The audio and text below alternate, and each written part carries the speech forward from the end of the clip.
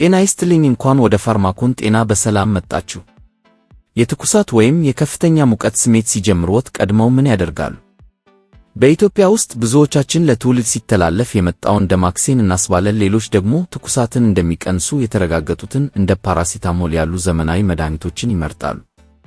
ግን የትኛው ነው በእርግጥ የሚሰራው? ዛሬ የምንነጋገረው ስለ አንድ ተራ ተክል ሳይሆን በዘመናዊው የፋርማሲ ሳይንስ እና በፋርማኮሎጂ ጥናት ውስጥ ትልቅ ትኩረት እየሳበ ስለመጣ ድንቅ የተፈጥሮ ስጦታ ነው። ወደ ዝርዝሩ ከመግባታችን በፊት ይህ ቪዲዮ ለመረጃና ለትምህርት ዓላማ ብቻ የቀረበ መሆኑን እናሳስባለን። አሁን ደግሞ በቀጥታ ወደ ደማክሴ ሳይንሳዊ ማንነት እንለፍ። ደማክሴ በሳይንሳዊ ስሙ ኦሲመም ላሚፎሊየም ይባላል። ይህ ተክል ላሚያሲ ከሚባለው የመዓዛማ እጽዋት ዝርያ ውስጥ የሚመደብ ሲሆን እንደ ባሲል እና ሚንት ካሉ እጽዋት ጋር ይዛመዳል። በጥልቀት ስንመለከተው ደግሞ ደማክሴ ከ60 በላይ የሚሆኑ ንቁ ንጥረ ነገሮችን ወይም ፋይቶኬሚካሎችን በውስጡ ይዟል። እነዚህ ንጥረ ነገሮች እጽዋቱ በተፈጥሮ ራሱን ከተለያዩ ባክቴሪያዎች፣ ቫይረሶችና ፈንገሶች ለመከላከል የሚያመርታቸው የኬሚካል ጋሻዎች ናቸው።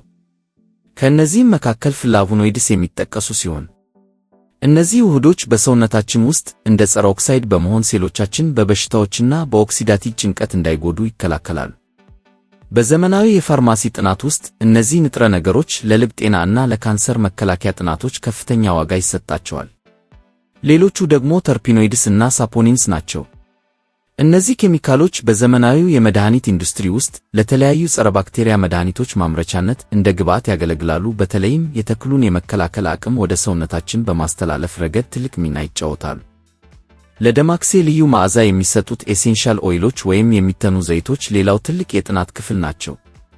እንደ ዩጂኖል፣ ሲኒዮል እና ሊናሎል ያሉ ውህዶች በደማክሴ ውስጥ በስፋት ይገኛሉ። ዩጂኖል በባህሪው ህመምንና መቆጣትን የሚቀንስ ሲሆን በጥርስ ሕክምናና በተለያዩ የህመም ማስታገሻዎች ውስጥ በስፋት ጥቅም ላይ ይውላል። ሲኒዮል የመተንፈሻ አካላትን በማጽዳት የታፈነ አፍንጫን የመክፈት ከፍተኛ አቅም አለው። ሊናሎል በአንጎላችን ውስጥ ያሉ የነርቭ ሴሎችን በማረጋጋት ጭንቀትንና ውጥረትን የመቀነስ ባህሪ አለው። ይህ የሚያሳየው ደማክሴን ስናሸት ወይም በእንፋሎት ስንታጠን በዘመናዊ መድኃኒትነት የተመዘገቡ ንጥረ ነገሮችን በቀጥታ ወደ ሰውነታችን እያስገባን መሆኑ ነው።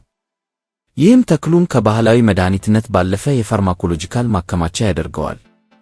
ታዲያ እነዚህ ንጥረ ነገሮች በሰውነታችን ውስጥ ገብተው እንዴት ነው ህመምን የሚዋጉት? ሂደቱን አብረን እንይ። ደማክሴ በሰውነታችን ውስጥ የሚሰራባቸው መንገዶች ከዘመናዊ መድኃኒቶች የተለዩና እጅግ አስገራሚ ናቸው። ሳይንሱ የደማክሴን ፋርማኮሎጂካዊ አሰራር በሚከተሉት 3 ዋና ዋና መንገዶች ይከፍለዋል። የመጀመሪያው አንቲማይክሮቢያል ወይም ጸረ ተህዋሲያን ተግባሩ ነው። የፋርማሲ ተመራማሪዎች ደማክሴን እንደ ስታፊሎኮከስ ኦሪየስ ካሉ ባክቴሪያዎች ጋር በላቦራቶሪ ውስጥ ሲያጋጩት የባክቴሪያዎቹን የውጭ ሽፋን ወይም ሴል ወል በመብሳት እንዳይራቡና እንዲሞቱ እንደሚያደርግ ደርሶበታል። ይህ ሂደት በዘመናዊ አንቲባዮቲክስ ውስጥ ከሚታየው ተግባር ጋር ፍጹም ተመሳሳይ ነው። ሁለተኛው ደግሞ አንቲፓይሬቲክ ወይም ትኩሳትን መቀነስ ነው። ትኩሳት የሚፈጠረው ሰውነታችን በሽታ አምጪ ተህዋሲያንን ለመዋጋት በሚሞክርበት ጊዜ ፕሮስታግላንዲንስ የተባሉ ኬሚካሎችን ሲያመርት ነው። እነዚህ ኬሚካሎች ለአእምሮችን ሃይፖታላመስ ለተባለው የሙቀት መቆጣጠሪያ ክፍል ትዕዛዝ ያስተላልፋሉ። እንደ ፓራሲታሞል ያሉ መድኃኒቶች ትኩሳትን የሚቀንሱት በቀጥታ በአእምሮ ውስጥ እነዚህ ኬሚካሎች እንዳይመረቱ በማገድ ነው። ደማክሴ ግን የሰውነትን ተፈጥሯዊ የመከላከል አቅም ሳይገታ በእንፋሎት አማካኝነት ሰውነት እንዲያልብ በማድረግ ወይም ዳያፎሬቲክ በሆነ ሂደት ሙቀትን ከሰውነት ያስወግዳል። ሦስተኛው አንቲኢንፍላማቶሪ ወይም ጸረ ብግነትና የህመም ማስታገሻ ተግባሩ ነው። በደማክሴ ውስጥ የሚገኘው ዩጂኖል የህመም ስሜትን የሚቀሰቅሱ ኮክስ2 የተባሉ ኢንዛይሞችን በማገድ ለራስ ምታትና ለጡንቻ ህመም ፈጣን እፎይታን ይሰጣል።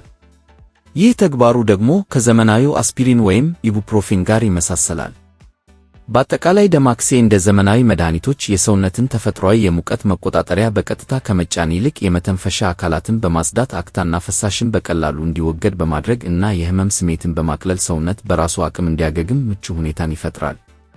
ይህ ደግሞ በፋርማኮሎጂ እይታ ለስላሳ ግን ውጤታማ የህክምና ሂደት ተብሎ ይጠራል። ይህ ሁሉ ጥቅም እንዲገኝ ግን ተክሉ በትክክል መዘጋጀት አለበት። ብዙዎቻችን የምንሳሳተው እዚህ ጋር ነው። በፋርማሲ ሳይንስ ውስጥ አዘገጃጀት ወይም ፎርሙሌሽን እና አወሳሰድ ወይም ዶሴጅ ከመድኃኒቱ እኩል ዋጋ ይሰጣቸዋል። ደማክሴ መድኃኒት የሚሆነው በአግባቡ ከተዘጋጀና ትክክለኛውን የአጠቃቀም መመሪያ ሲከተሉ ብቻ ነው። 1. በእንፋሎት ለመታጠን ከ4 እስከ 6 የሚሆኑ ንጹሕ የደማከሴ ቅጠሎችን በግማሽ ሊትር ውሃ ውስጥ አንተክትኩ። ውሃው መፍላት ሲጀምር ከእሳቱ ላይ በማውረድ እንፋሎቱ እንዳያመልጥ በፎጣ ተሸፍነው ለ5 ደቂቃ ያህል ይተንፍሱ። በዚህ ጊዜ በውስጡ ያሉት መዓዛማ ዘይቶች ወይም ቮላታይል ኦይልስ በቀጥታ ወደ ሳምባና ወደ አእምሮ በመሄድ የታፈነ አፍንጫን የመክፈትና ራስ ምታትን በማስታገስ ፈጣን እፎይታ ይሰጣሉ። 2. ለሻይ አዘገጃጀት። ሳይንሳዊውና ተመራጩ የአጠቃቀም መንገድ ኢንፊውዥን ይባላል። ይህም ማለት መጀመሪያ ውሃውን ለብቻው ካፈሉ በኋላ ከ3 እስከ 5 የሚሆኑ ቅጠሎችን በሚፈላ ውሃ ውስጥ ጨምሮ ለ5 ደቂቃ ከድኖ ማቆየት ነው።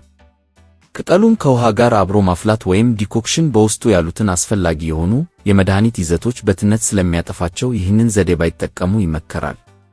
ለተሻለ ውጤት በቀን ከ2 እስከ 3 ጊዜ በሻይ መልክ መጠጣት ይቻላል።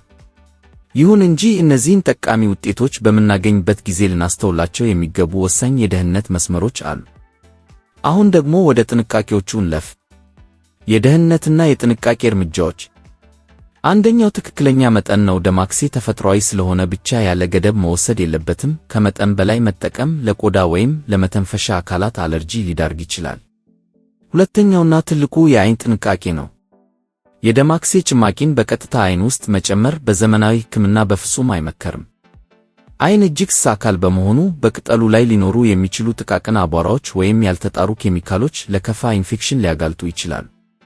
ማንኛውም መድኃኒት ለዓይን ሲዘጋጅ በላቦራቶሪ ደረጃ ከፍተኛ ንጽሕና ወይም ስቴሪሊቲ ተደርጎለት መሆን እንዳለበት የፋርማሲ ሳይንስ ያስተምራል። በመጨረሻም የሕክምና ገደብን ማወቅ ያስፈልጋል። ትኩሳቱ ከ39 ዲግሪ በላይ ከሆነ፣ የመተንፈስ ችግር ካጋጠመዎት ወይም ህመሙ ከ3 ቀን በላይ ከቆየ የቤት ውስጥ መፍትሄዎችን በመተው የግድ የሕክምና እርዳታ ማግኘት ያስፈልጋል። ራስን ማከም ጠቃሚ ሊሆን የሚችለው የምልክቶቹ ደረጃ ቀላል ሲሆን ብቻ እንደሆነ መዘንጋት የለብንም። በአጠቃላይ ደማከሴንና ዘመናዊ ሕክምናን እንዴት እናዋህዳቸው ማጠቃለያውን ነው። ለማጠቃለል ባህላዊ ዕውቀት ደማከሴ ፈጣን እፎይታ እንደሚሰጥ ያስተምረናል።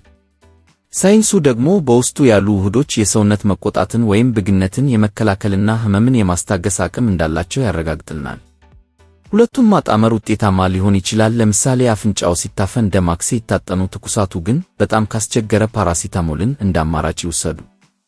ባህልን እና ክብር፣ ሳይንሳዊ እውነታን ደግሞ እንረዳ። ለተጨማሪ ሳይንሳዊ የጤና መረጃዎች ፋርማኮን ጤና ሰብስክራይብ ያድርጉ።